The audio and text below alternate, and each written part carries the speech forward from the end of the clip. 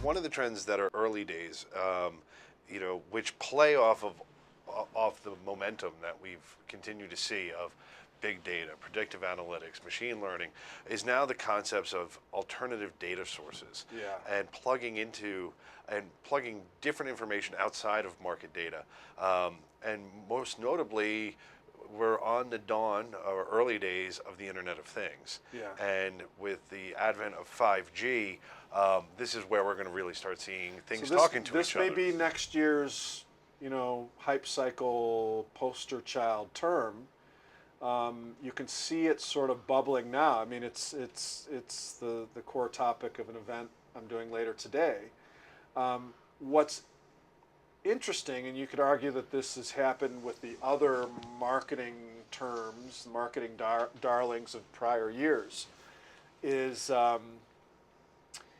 that all of a sudden more traditional sources of data that maybe have not enjoyed the golden age of attention, or it's been a while since they've been in the limelight, are recasting themselves and rebranding themselves as alternative sources of data, to the point where anything that's not market data, that's not price or volume related, or some analytic derived off of off of that raw data source, are all of a sudden alternative data, news and sentiment and corporate actions and earnings might fall in this bucket, when of course, decades and decades of experience in dealing with those particular factors and those particular data sources.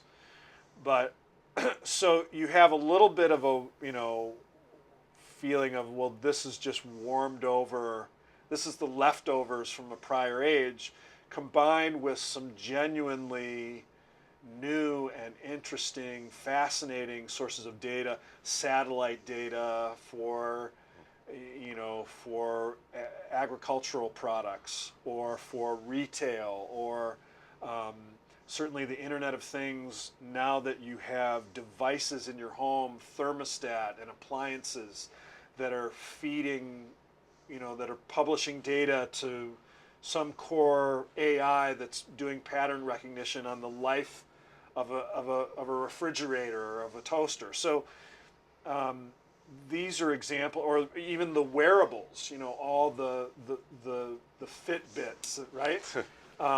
And that trend could be used to feed into some new kinds of trading indicators. It's going to be fascinating in terms of bubble predictions. Yeah.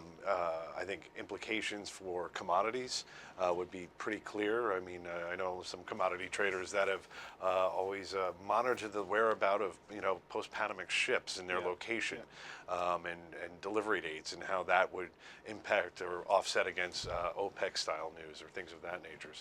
So perhaps.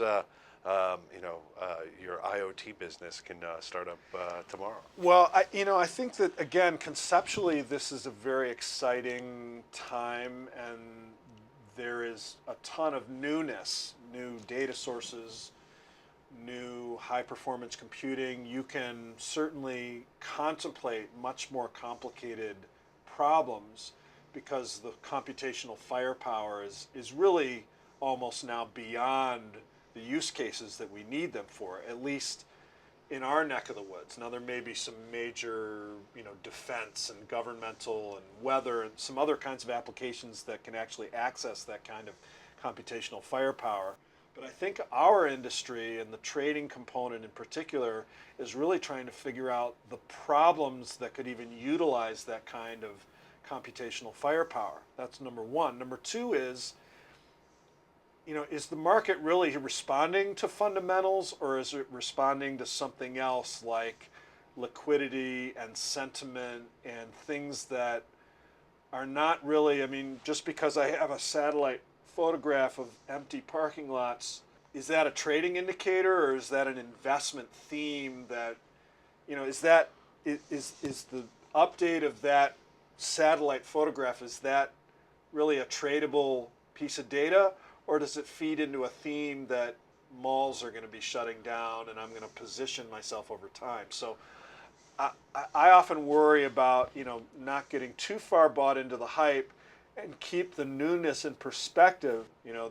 These new pictures and these new data sources and data types are really incremental to what we already have. And so you have to, I think, keep your feet firmly planted on the ground as to how much impact all this is going to have. I think in most cases it's incremental. Once in a while you get an order of magnitude breakthrough where something shows up that really changes the framework. But I think most of this is incremental, and in the game of inches, that may be enough. Well, Paul, I want to thank you so much. And the blog we were talking about today on alphacution.com is the source of the AI hype, but I know there's a lot more out there, and I want to thank you so much for breaking down the hype cycle a little bit. Thanks, Jim. Good to be here. And of course, we always want to talk about the topics. You want to talk to us, follow us on Twitter at NX Analytics or on LinkedIn, and we'll talk to you next time. I'm Jim Jockel. Thanks for joining.